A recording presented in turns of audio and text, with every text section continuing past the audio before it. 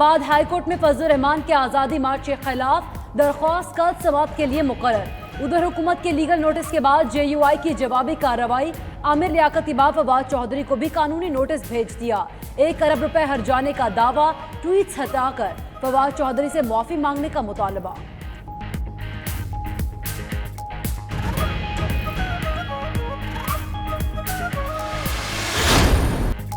PTI हुकूमत अवाम के वोटों से आई, कोई माई का लाल गिरा नहीं सकता। JUI का साथ देने वाली मजहबी और सियासी जमातों के रहनुमाओं और कारकुनों की फहरिस्तें भी मांग ली गईं।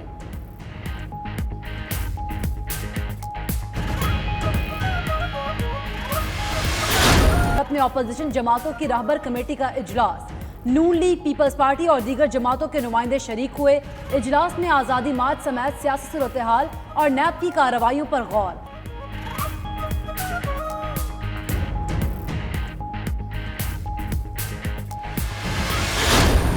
चीन ने करप्शन पर 400 वुज़रा को जेल भेजा।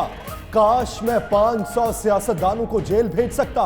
वज़ीर आज़म इमरान खान का बीजिंग में खिताब, बोले करप्शन से सरमायाकारी रुक जाती है।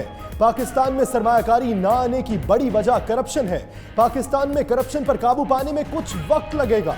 चीन के गुर्बत के खात्मे के इकदामात से मुतासिर हुआ।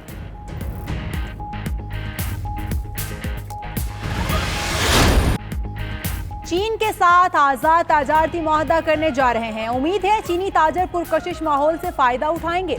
वजीर आजम इमरान खान का कहना है पाकिस्तान में कॉटन, IT, फूड प्रोसेसिंग शोबे में अच्छे मौके हैं।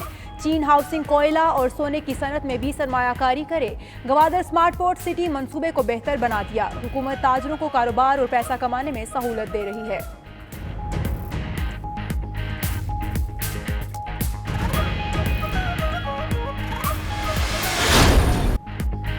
वज़ीर आज़म का दौरा चीन में पुरतपाक। खैर मकदम इमरान खान की ग्रेट हॉल आमद पर चीनी हम मनसब ने भरपूर इस्तकबाल किया। वज़ीर आज़म को गार्ड ऑफ ऑनर पेश, दोनों ममालिक के तराने भी बजाए गए। वज़ीर आज़म की चीनी कंपनीज के सरबराहान से भी मुलाकातें।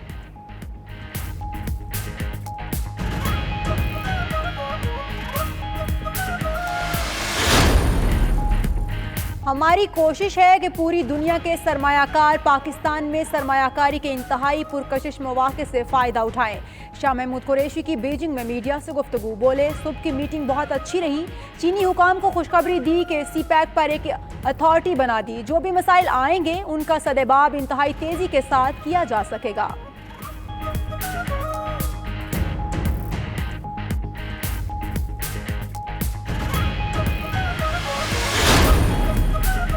चीनी हुक्काम से रेकोडिक और टेक्सटाइल की सनत में ताउन पर बात हुई। शेख रशीद की बीजिंग में मीडिया से गुफ्तगू, बोले चीनी वज़ीर आज़म ने कहा है वो ML1 के लिए चीनी करेंसी में फाइनेंसिंग पर तैयार हैं।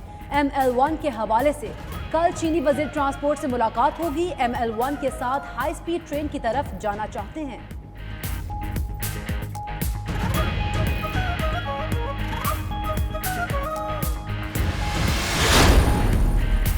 बरतानवी अखबार में शहबाज शरीफ की मुबैना करप्शन का स्कैंडल सामने लाने वाले सहाफी डेविड रोज का ट्वीट, कहते हैं नैब और दीगर इदारे उनका आर्टिकल छपने के बाद शहबाज शरीफ के खिलाफ जोरों शोर से तहकीकात कर रहे हैं।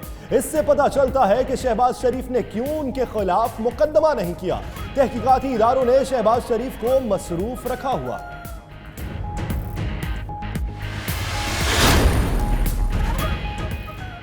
जाली अकाउंट्स केस में नैब रावलपिंडी की बड़ी कामयाबी। 10 अरब 66 करोड़ रुपए की जमीन पाकिस्तान स्टील मिल्स को वापस करा दी।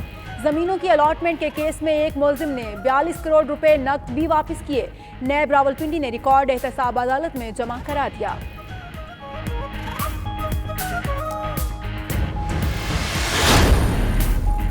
सदर federation of Pakistan chambers of commerce Daruk Khan ने वज़ीर आज़म की मुशीर अब्दुल रज़्ज़ाक दाऊद को फौरी तौर पर ओहदे से हटाने का मुतालबा कर दिया। कहा वो आज भी हुकूमत के हर अच्छे फैसले की हिमायत करते हैं। वजारत तिजारत की कारकर्दगी अच्छी नहीं और पॉलिसी वाज़ेह नहीं है। रज़्ज़ाक दाऊद सही काम नहीं कर रहे।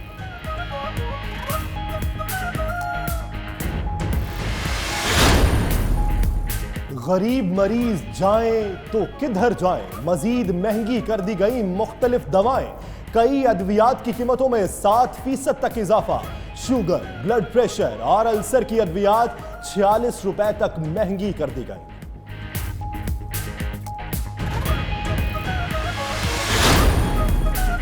पंजाब में फाइनेंस कमीशन के कयाम और सस्ती रोटी अथॉरिटी खत्म करने की मंजूरी। यूनिवर्सिटी ऑफ टेक्नोलॉजी रावलपिंडी के कयाम की इजाजत। असलम इकबाल का कहना है काबीना इजलास में डेंगू पर इकदाम और ट्रैफिक कवानीन के मुतालिक ब्रीफिंग दी गई। वजीर आला ने तमाम वुज़रा को खुली कचहरी लगाने और महीने में 2 बार रिपोर्ट करने की हिदायत की।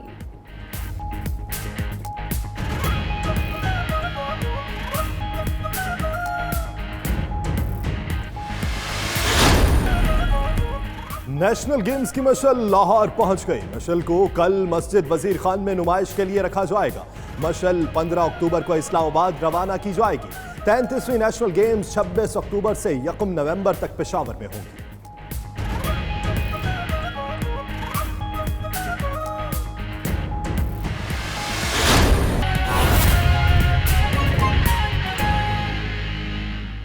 कर रहे हैं और 7 साल लगे हैं ये कंसेशंस अप्रूव कराने में, क्योंकि इसमें जितनी भी फॉर्मेलिटीज थी, जो गवादर पोर्ट पहले पीएसए के पास था, पोर्ट सिंगापुर अथॉरिटी, और पोर्ट सिंगापुर अथॉरिटी से China overseas ports holding company ने लिया था, तो वो कंसेशंस जो पोर्ट सिंगापुर अथॉरिटी के पास है वही ट्रांसफर होने थे आगे China overseas ports holding company को, जिसमें काफ़ी सारे लकुने फंसे हुए थे। लेकिन अल्हम्दुलिल्लाह ये पहले हम 2-3 दफ़ा ईसीसी में लाए, उनको हमने एड्रेस किया, फिर हम कैबिनेट में लेके गए, कैबिनेट से अप्रूवल ली, उसके बाद फिर असेंबली बंद हो गई है, आजकल नहीं है, तो हमने अब ऑर्डिनेंस के थ्रू कर दिया है। प्राइम मिनिस्टर के जाने से पहले प्रेसिडेंशियल ऑर्डिनेंस कल हो गया। तो ये 7 साल के बाद, आफ्टर 7 ईयर्स, एम आई राइट सर, आफ्टर 7 ईयर्स ये कंसेशन एग्रीमेंट हमने किया है। और इसमें है क्या कि मैं आपको इसके सेलेंट फीचर्स बता देता हूँ कि सेल्स टैक्स, जो इनकी 4 कंपनियां हैं, जो इनकी जो पेरेंट कंपनी है China overseas ports holding company, उसके अंदर की जो 4 कंपनियां हैं, Gwadar international terminal, Gwadar free zone and Gwadar marine services, तो इनको हमने सेल्स टैक्स और इनकम टैक्स की एग्जम्पशंस दी हैं। Machinery, bunker oil, raw material, उन सब चीज़ों पे जो कि उस पोर्ट के अंदर आएगा फॉर री एक्सपोर्ट, जो इंडस्ट्री लगेगी फॉर री एक्सपोर्ट, उसके लिए जो है ये एग्जम्पशंस दी गई हैं। सो इनकम जो है ऑपरेटिंग कंपनीज की इनकम टैक्स का भी एग्जम्पशन है। सेल्स टैक्स में मशीनरी, इक्विपमेंट, ये जितनी चीज़ें पोर्ट के अंदर आएंगी, जो इंडस्ट्रियल एरिया के अंदर आएंगी, उस पर ये एग्जम्पशंस दी गई। इससे होगा क्या? इससे होगा ये कि बहुत सारी मैन्युफैक्चरिंग जो पाकिस्तान के अंदर से जो चाइना से जो मैन्युफैक्चरिंग जा रही है दूसरे मुल्कों में, अब ये 2000 जो इसका जो एरिया है 2282 एकड़ के ऊपर ये फाइनल होगा पोर्ट। तो वो जितनी मैन्युफैक्चरिंग चाइना से, because of cost of labour, China से मैन्युफैक्चरिंग एक्सपोर्ट हो रही है टू वियतनाम और बांग्लादेश, ये अब गवादर की जो हम बात करते हैं सीपेक की, ये अब यहाँ पे आके यहाँ लगाना शुरू करेंगे अपनी मैन्युफैक्चरिंग। इसमें पाकिस्तान की मईशत को, एक्सपोर्ट्स को ज़बरदस्त बूस्ट मिलेगी। तो I want to congratulate you and I also want to tell you that it took us 7 years to do this, but now I'm going to put constant pressure on you every week. What is the industry that is coming up? मुझे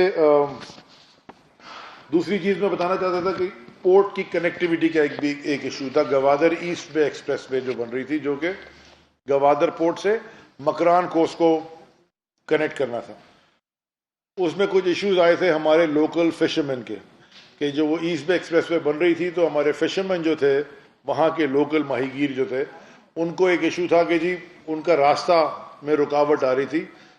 तो उस पर भी कोई पिछले 6-7 महीने से back and fourth होने के बाद वो 3 ब्रिजेस अब हमने उसमें ऐड कर दी हैं, 3 ब्रिजेस, ताकि उनका रास्ता भी ना रुके। और वो फिशरमैन एक ज़माने में जो बड़े नाराज़ थे, वो अब बहुत खुश हैं, क्योंकि उनको अब ब्रिजेस मिल गए हैं ताकि उनका रास्ता नहीं रुकता। उनकी सर्दियों से वो उनका ये दिस इज़ द लाइवलीहुड, इसी रह रहे हैं। तो वो भी एक अप्रूव हो गई है एकनेक से, और 44% तो वो तैयार हो गई है, वो ब्रिजेस की वजह से रुकी हुई थी।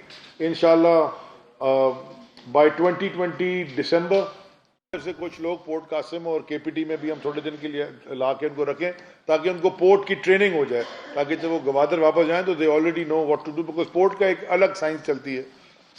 जो कि वहाँ लोग जिन्होंने पोर्ट में काम नहीं किया, और लोग अब लेबर ज़्यादा चाहिए होगी और मैन पावर ज़्यादा चाहिए होगी, तो जिन्होंने काम नहीं किया उनको हम यहाँ एक्सपीरियंस देंगे।